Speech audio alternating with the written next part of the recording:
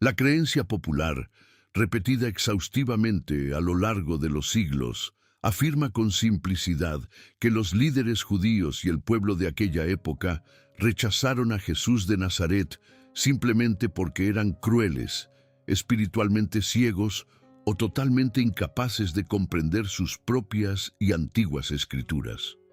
Sin embargo, te invito a cuestionar esa narrativa. ¿Y si la verdadera razón detrás de este rechazo milenario fuera exactamente el extremo opuesto de lo que siempre nos han enseñado? Imagina por un instante un escenario completamente diferente y perturbador. ¿Y si la nación de Israel le dijo un rotundo y definitivo no a Jesús precisamente porque conocían las profecías sagradas de forma tan profunda y meticulosa que la negativa de aquel carpintero a liderar una violenta rebelión armada contra el dominio opresor de Roma fue interpretada no solo como una amarga decepción, sino como una amenaza letal a la propia supervivencia y seguridad nacional de todo el pueblo judío? Pensemos en la grandiosidad y en el impacto innegable de los actos públicos de este hombre fascinante. Jesús alimentó multitudes hambrientas en las laderas verdes, curó enfermos desahuciados con un simple toque y llegó al punto extraordinario de resucitar muertos de sus tumbas polvorientas y frías. Él fue recibido de forma triunfal y efusiva en las calles de Jerusalén, caminando bajo una lluvia de ramas de palmeras, mientras los ecos de los gritos apasionados que lo aclamaban como el verdadero rey reverberaban vigorosamente por las gruesas murallas de piedra de la ciudad santa. El gran y perturbador misterio que nosotros desentrañaremos minuciosamente en este momento es precisamente ese abismo lógico impresionante. ¿Cómo es humanamente posible que la misma multitud apasionada que oró incansablemente y lloró amargamente por un Mesías Salvador durante tantos siglos oscuros, pudo cambiar de actitud drásticamente y gritar con odio feroz y aterrador: «¡Crucifícalo!»? Menos de 5 días alucinantes fueron suficientes para transformar las profundas alabanzas de adoración en una brutal sentencia de muerte clavada en una cruz de madera áspera. Y el enigma se vuelve aún más sombrío cuando analizamos las mentes de los líderes de la época. ¿Por qué razón la alta cúpula de la élite religiosa, hombres eruditos y estudiosos de las leyes sagradas, sintió en el fondo de sus almas que asesinar cobardemente a un humilde maestro carpintero pacífico era, en verdad, la única forma pragmática y aceptable de salvar a la amada nación entera de la completa aniquilación?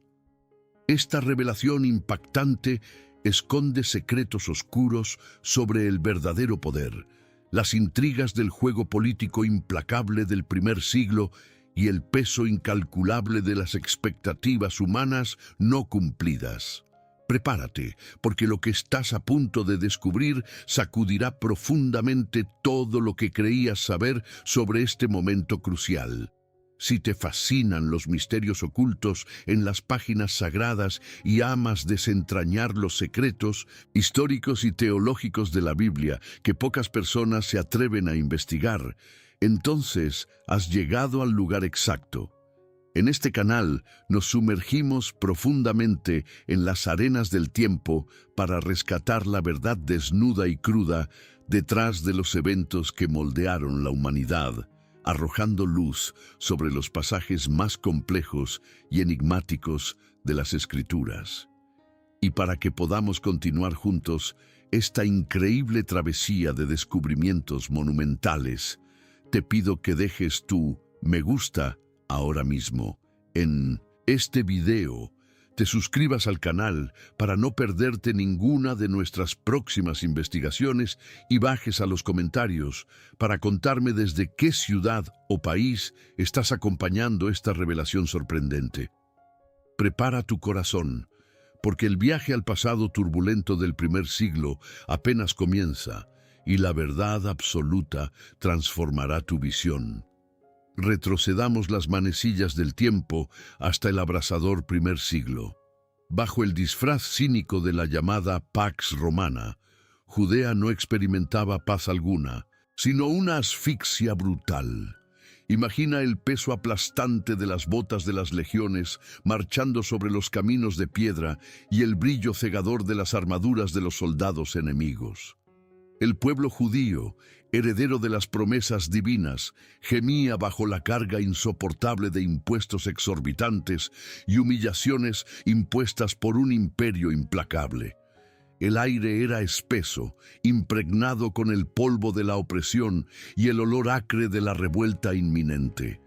Era un barril de pólvora listo para explotar al menor toque de una chispa de esperanza, donde el acto de sobrevivir era una resistencia directa contra la máquina militar más poderosa y letal que el mundo jamás había conocido.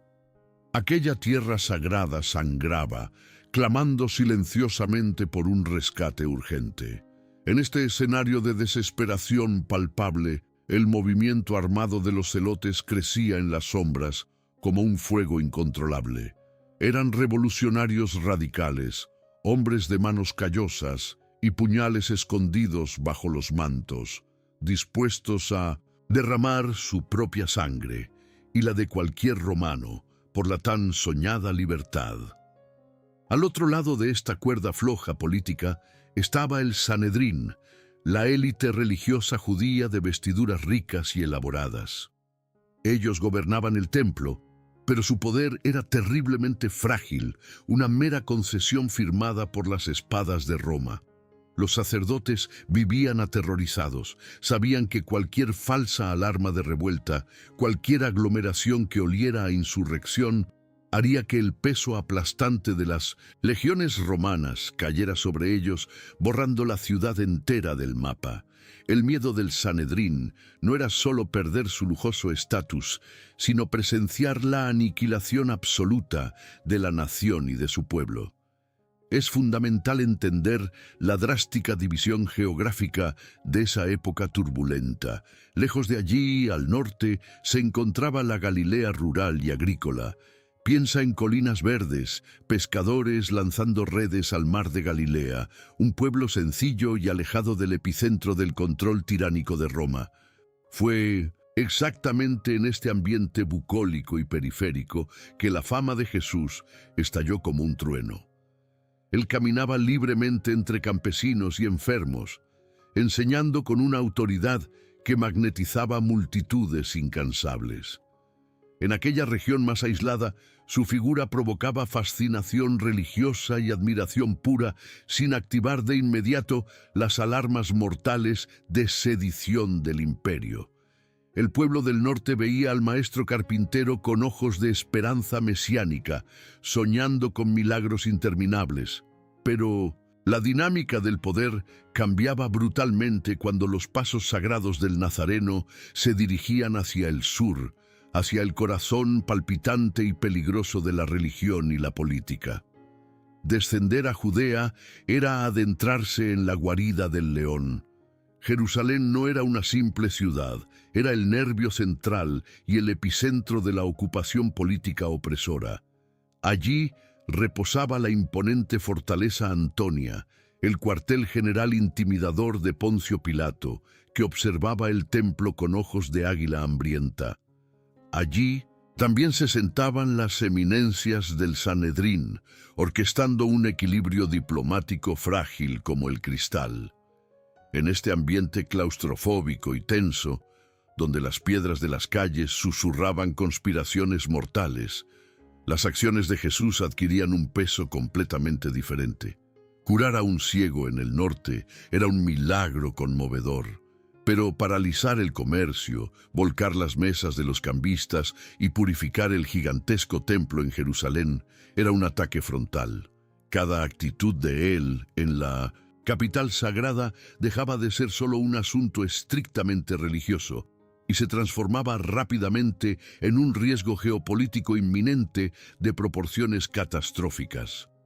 Es exactamente en esta encrucijada sombría entre fe ardiente y terror imperial donde la gran paradoja histórica se revela en toda su brutalidad.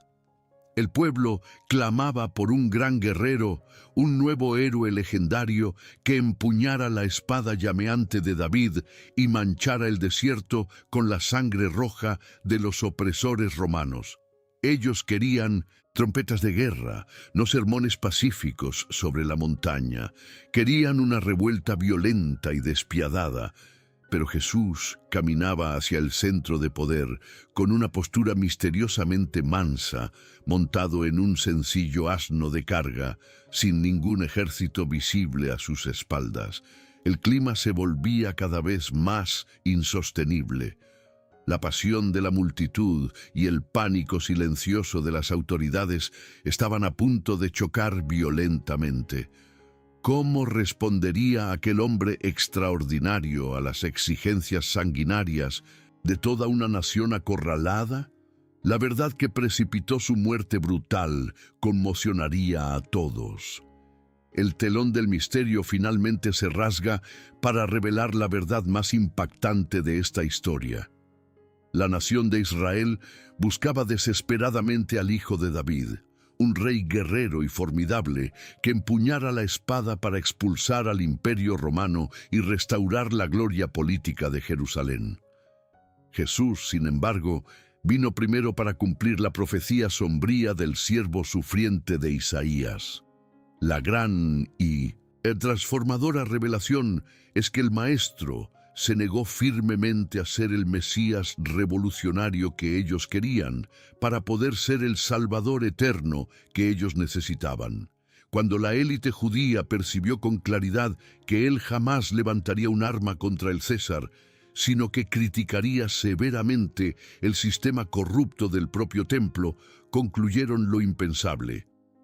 Para el Sanedrín, él era un fraude peligroso que inevitablemente atraería la furia implacable de Roma, destruyendo sin piedad a toda la amada nación judía. Para probar esta audaz afirmación, necesitamos sumergirnos en el profundo análisis textual de los originales sagrados. En la mentalidad efervescente del primer siglo, el término hebreo Mashiach, que traducimos como ungido o Mesías, no era una figura estrictamente etérea o un maestro celestial de moralidad.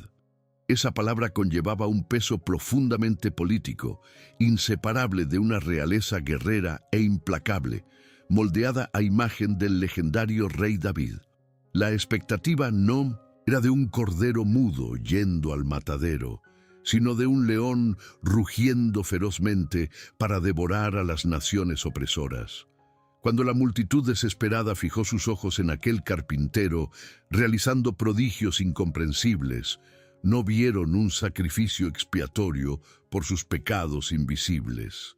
Lo que las mentes de aquella multitud oprimida proyectaron sobre él fue la figura majestuosa de un comandante militar invencible, listo para bañar la espada en la sangre de sus enemigos.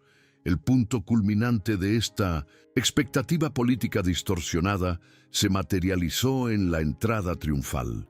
La multitud extasiada ondeaba ramas de palmeras, el antiguo símbolo nacional de victorias militares, y se desgarraba las gargantas gritando a todo pulmón: ¡Hosana!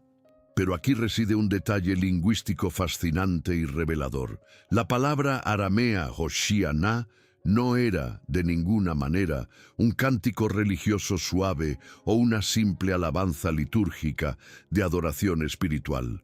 La traducción literal de este grito visceral y desesperado es un imperativo político urgente: ¡sálvanos ahora! Ellos estaban exigiendo con fervor que la revolución bélica comenzara de inmediato. La multitud no estaba pidiendo la salvación eterna de sus almas manchadas. Estaban implorando una salvación geopolítica inmediata. Querían que el yugo asfixiante del César se rompiera allí mismo, sobre las antiguas piedras de aquella vía principal, a través de la fuerza militar liderada por el Galileo. Las evidencias arqueológicas desenterradas de 1900, las arenas despiadadas del tiempo, corroen cualquier duda sobre este anhelo revolucionario que incendiaba a la nación. Piensa en las monedas de bronce acuñadas pocas décadas después de Cristo, durante la Primera Guerra Judeo-Romana.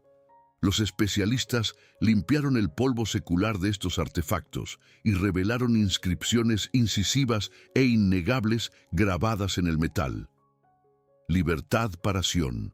Esta pequeña y valiosa reliquia es la prueba táctil, física e incuestionable de que el anhelo ardiente y consumidor de aquella generación no era el arrepentimiento espiritual, sino la independencia política total. El aire que respiraban estaba impregnado del deseo venenoso de la rebelión.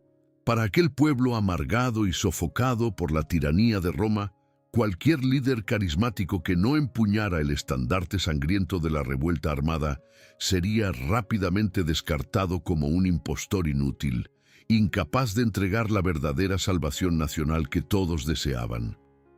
Volvamos nuestros ojos arqueológicos hacia la asombrosa grandiosidad de las antiguas ruinas del monte del templo.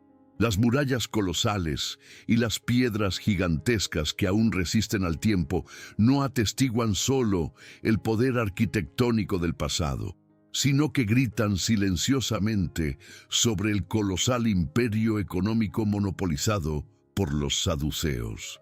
El templo no era solo el corazón de la adoración, era el banco central de Israel, una máquina de hacer dinero controlada por una élite religiosa.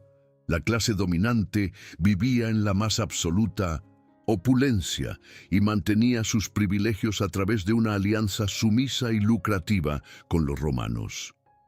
Cuando Jesús purificó aquel recinto sagrado, volcando las pesadas mesas de los cambistas con un estruendo aterrador, amenazó directamente la caja fuerte de esta élite. Para los sacerdotes, él no era un reformador espiritual enviado por los cielos. Era una amenaza económica y política intolerable que necesitaba ser silenciada rápidamente. La propia Escritura documenta de forma irrefutable el momento exacto en que Jesús rechazó activamente esa corona de sangre.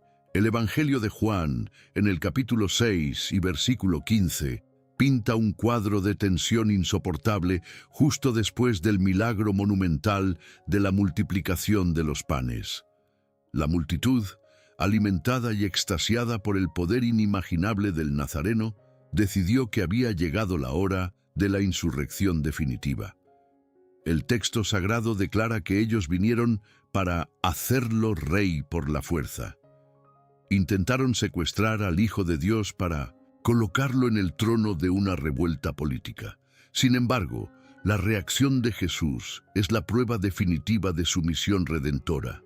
Él se retiró silenciosamente a la montaña, completamente solo.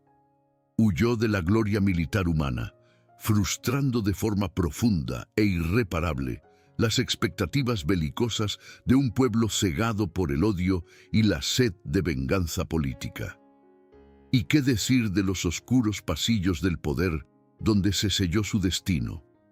En Juan 11, versículos 47 y 48, el velo de la hipocresía religiosa cae por completo. El Sanedrín se reunió en pánico absoluto, con el sudor frío corriendo por sus rostros angustiados. Confesaron abiertamente el verdadero motivo de la condena.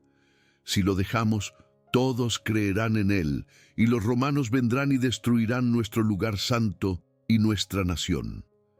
Esta es la admisión de culpa más impresionante de la Sagrada Biblia. La motivación para la cruz nunca fue proteger la teología pura, sino salvar el cuello de la élite política. Temían que el alboroto pacífico alrededor de Jesús atrajera el acero inexorable de las espadas romanas. Decidieron inmolar al Cordero de Dios en el altar de la propia supervivencia política de la nación israelita. Esta confusión mesiánica era un veneno tan profundo y letal que contaminó incluso al círculo más íntimo del Salvador. Aún después del trauma sombrío de la crucifixión y el brillo glorioso de la resurrección, Los corazones de los apóstoles todavía anhelaban secretamente una gloria puramente terrenal y material. En los Hechos de los Apóstoles, capítulo 1, versículo 6, segundos antes de la ascensión de Jesús a los cielos, lanzan la pregunta que revela su perdurable incomprensión. Señor, ¿es en este tiempo que vas a restaurar el reino a Israel? Todavía esperaban un golpe de estado celestial, una revolución política triunfante. Si hasta los discípulos que caminaron lado a lado con él tardaron tanto en comprender que la corona de espinas era mayor que la diadema del César, no es difícil entender el trágico y mortal no que resonó de la nación entera. Toda esta densa investigación histórica y textual nos conduce a una encrucijada espiritual inevitable. El trágico rechazo de Israel no es solo un evento aislado en el pasado remoto, sino un espejo cristalino que refleja una dura e incómoda verdad sobre nuestra propia naturaleza humana. Nos damos cuenta de que es aterradoramente fácil darle la espalda al Creador cuando Él decide no atender a nuestras expectativas inmediatas o a nuestros deseos más urgentes. El pueblo del primer siglo estaba tan cegado por el dolor de la opresión que no logró ver la cura definitiva que estaba justo delante de sus ojos llorosos.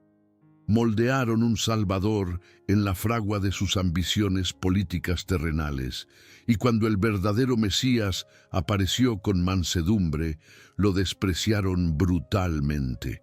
Esta es la esencia de nuestro corazón imperfecto: rechazar lo divino cuando no viste las ropas de nuestra comodidad inmediata. Existe un contraste teológico monumental y profundamente conmovedor en esta historia que altera por completo nuestra percepción sobre el maravilloso carácter de Dios. La nación de Israel, aplastada por la crueldad del primer siglo, anhelaba desesperadamente una salvación geopolítica para liberarse de las garras sangrientas del Imperio Romano. Jesucristo, sin embargo, descendió de las glorias celestiales para entregar algo infinitamente superior y duradero. Él trajo la salvación definitiva y eterna contra las cadenas invisibles del sombrío imperio del pecado y de la muerte absoluta. Mientras los judíos clamaban por un héroe temporal que pudiera resolver sus dolores terrenales momentáneos, el Maestro ofreció su propia vida en la cruz para garantizar la redención perpetua de sus almas. Él vio la herida mortal y profunda de la humanidad, eligiendo curar la raíz infectada de nuestro mal, en lugar de solo aliviar un síntoma político superficial. La grandiosa lección moral que debemos extraer de este pasaje turbulento es que el soberano a menudo decide frustrar y decepcionar nuestros planes limitados a corto plazo, con el único propósito sagrado de garantizar nuestra redención eterna. El error más grande y destructivo que cualquier ser humano puede cometer en su camino de fe es intentar a toda costa moldear a Dios a la imagen restringida de sus propios deseos. Cuando exigimos que el Señor obedezca fielmente a nuestro cronograma terrenal y atienda exclusivamente a nuestras agendas superficiales, perdemos la oportunidad gloriosa de contemplar el cuadro mucho más grande que Él está pintando en la eternidad. El nazareno prefirió soportar pacientemente el doloroso rechazo, la humillación pública y la cruz sangrienta antes que entregar una victoria inútil que duraría solo unas pocas décadas. El amor divino es tan profundo que prefirió ser incomprendido a dejarnos morir sin perdón. Ahora, te invito a apartar la mirada de las arenas polvorientas de la antigua Judea y fijarla directamente en el espejo de tu propia alma. Mira con sinceridad tu vida en este preciso momento. ¿Existe alguna área sombría, algún sueño roto o proyecto inacabado donde te encuentras profundamente frustrado con Dios? Tal vez Te has puesto de rodillas y has llorado, implorando por un milagro financiero, por la restauración de una relación rota o por una sanidad física inmediata. Pero el cielo pareció responder con un silencio aplastante. Al igual que aquel pueblo afligido del primer siglo, que esperaba ansiosamente a un héroe militar que resolviera sus problemas terrenales de forma instantánea, tú también puedes estar aprisionado en el dolor de una expectativa no correspondida. Es angustiante cuando el creador del universo decide no firmar debajo de ese guión perfecto que elaboraste para tu propio futuro. Ante esta herida abierta, necesito hacerte una pregunta difícil, pero absolutamente necesaria para tu crecimiento espiritual. ¿Te das cuenta de que corres el inmenso y peligroso riesgo de rechazar por completo la maravillosa obra que Dios está realizando en tu historia hoy, simplemente porque Él no está actuando como el Mesías particular que dibujaste en tu cabeza? Cuando exigimos que las bendiciones divinas lleguen exactamente en el empaque de nuestros propios caprichos, cerramos los ojos a las liberaciones invisibles que ocurren a diario. Puede que el Señor no te esté entregando el imperio terrenal o la victoria profesional que tanto deseabas, pero en silencio, Él puede estar moldeando tu carácter, sanando heridas emocionales profundas y preparando tu frágil alma para soportar el peso indescriptible de la verdadera gloria eterna. No dejes que la decepción momentánea te robe tu visión espiritual. Comprende de una vez por todas que el aparente no de Dios a tus oraciones más desesperadas casi siempre esconde un sí majestuoso y grandioso para tu salvación definitiva. El pueblo de Jerusalén perdió la oportunidad invaluable de abrazar al Hijo de Dios porque estaban demasiado ocupados mirando a los soldados romanos que marchaban por las calles. ¿Qué te está distrayendo hoy? ¿Cuáles son las batallas puramente terrenales y desgastantes que te impiden ver al Salvador que camina mansamente en tu dirección, ofreciendo una paz que sobrepasa todo entendimiento? Ha llegado la hora decisiva de soltar las riendas del control imaginario que crees poseer y descansar en la sabiduría infinita de aquel que ve el fin desde el principio. Él sabe exactamente lo que hace, incluso cuando el dolor opaca nuestra fe vacilante. La trágica historia de Israel y su negativa ante el Mesías nos deja un legado inolvidable y una advertencia atemporal sobre la ceguera espiritual.